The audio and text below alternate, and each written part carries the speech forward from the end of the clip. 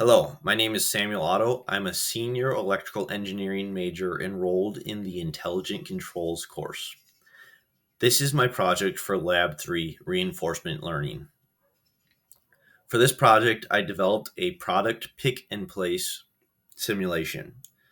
What this project does is simulates a robot or vacuum end effector grabbing a granola bar off of a mass flow belt and placing it in an infeed where it is pushed by pushers that are at set distances apart from each other. This is heavily influenced or inspired by some of the machinery at the company I work at. The pick and place process is comprised of two parts. The first part is Y-directional tracking. This involves an agent, or the vacuum end effector, and a target, or a randomly placed granola bar that glides across the screen simulating mass flow belt movement. The agent tracks the target Y-directionally until the agent has met the target Y position and the target has met the middle of the screen and is ready to be picked up by the end effector. Once this happens, part 2 of the pick and place process begins. This involves X and Y directional tracking. The agent is the end effector and the granola bar that the end effector is holding, and the target is an infeed pusher, which is moving across the screen, simulating infeed movement. The agent tracks the pusher both Y-directionally to meet the position of the pusher in the Y direction, as well as X-directionally to meet the X position of the pusher. This will be demonstrated later.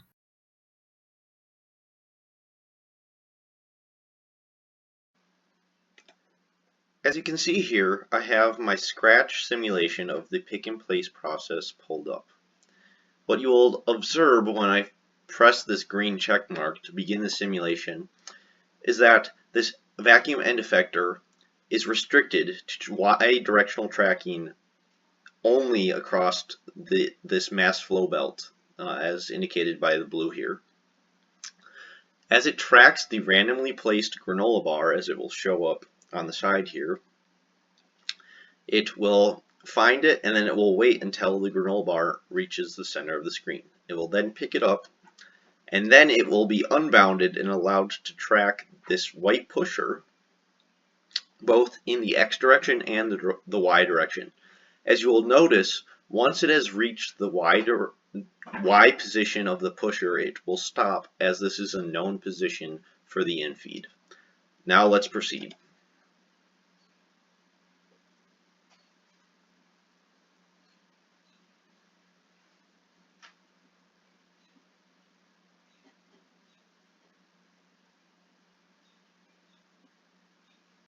Now let's discuss tracking strategy. So how does the agent or end effector actually meet the targets? This is accomplished through this formula you see here. Q equals Q minus K times Q plus reward.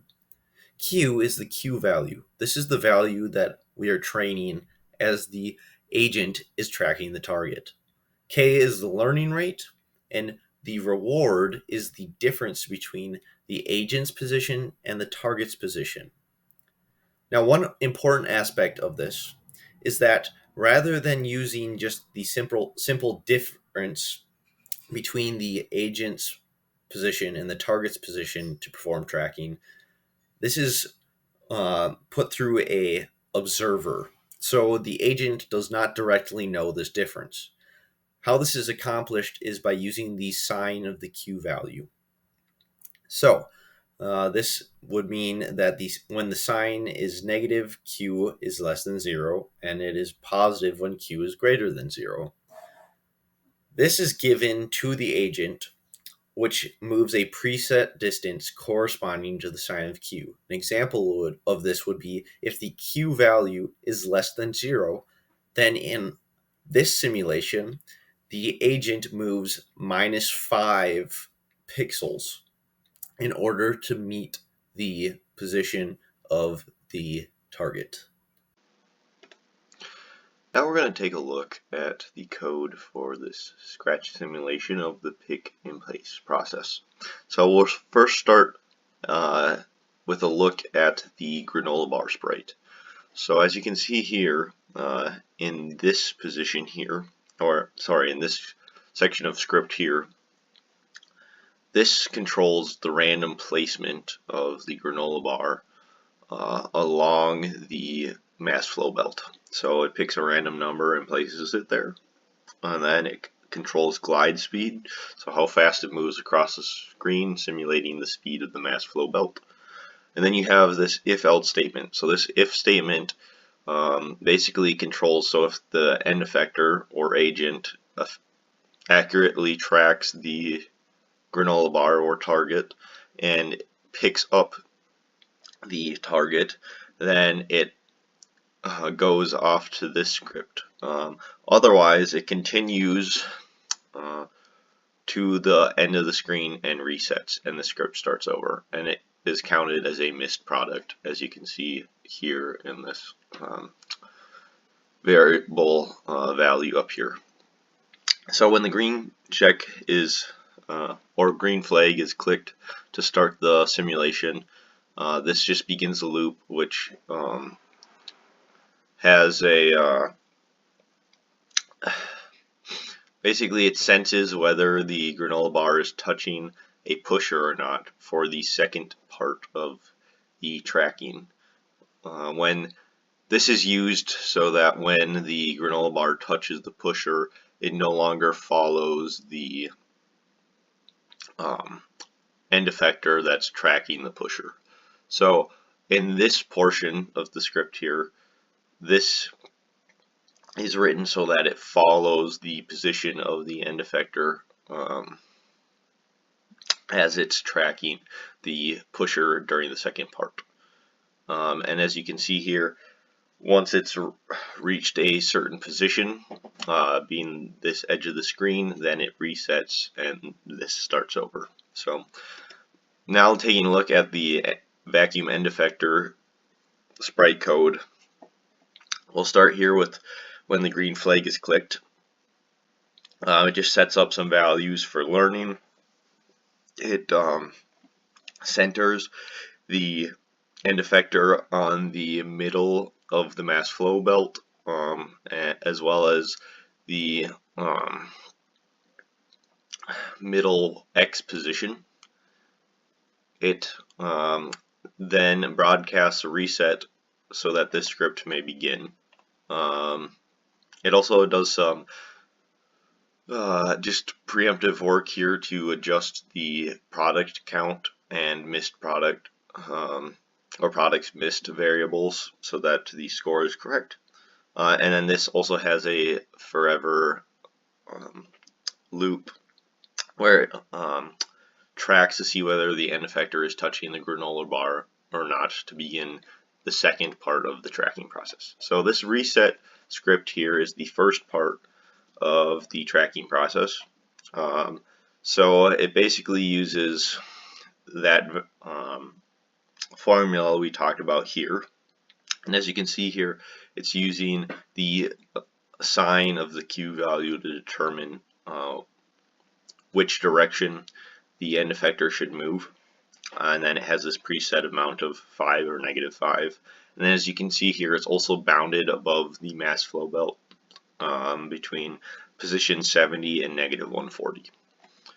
So then once this contact is detected and the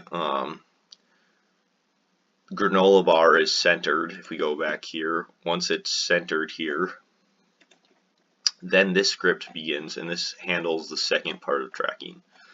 So you can see here there's actually two Q values and two of these formulas used. So we're training two different variables to handle both X directional tracking and Y directional tracking.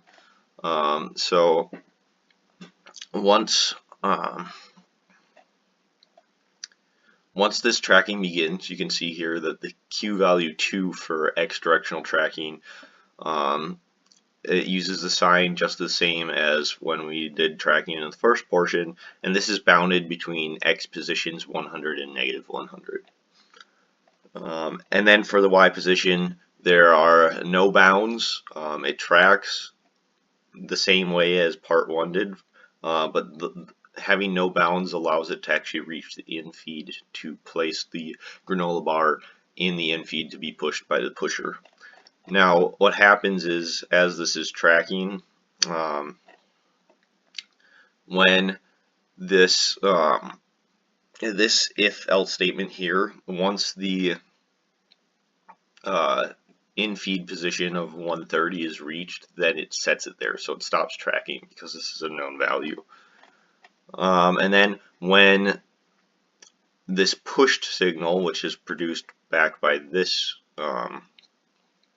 script here, when that hits, that means that the granola bar has come into contact with the pusher and that this tracking can stop. So then the end effector is recentered on the mass flow belt right here. And then the last portion here is the pusher. So basically this right here just controls its flow across the screen here. So it just glides from one side, this side of the screen, over to this side of the screen, unless it is interrupted by a pushed event.